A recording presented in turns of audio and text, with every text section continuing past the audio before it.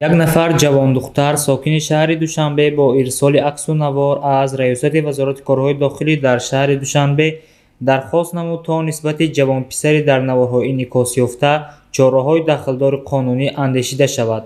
тибқи иттилои ҷабрдида, ҳангоми дар назди маркази савдои Садбарг қарор доштан, ин ҷавон нисбаташ суханони қабеҳ ва ишораҳои ғайриахлоқӣ намуда, шаъну шарафи ӯро дар назди дигарон паст задааст. дар натиҷаи пешбурди чорабиниҳои оперативӣ ҷустуҷӯӣ муайян карда шуд, ки ин нафар шаҳрванд Соибов Фирдавс Исмоилович санаи таваллудаш 27-12-1999 иstiqomatkунандаи шаҳри Душанбе кӯчаи Алишер Навоӣ мебошад, ки аз ҷониби кормандони милитсия дастгир ва ба раёсати вазорати корҳои дохилӣ дар шаҳри Душанбе дастрас карда шуд.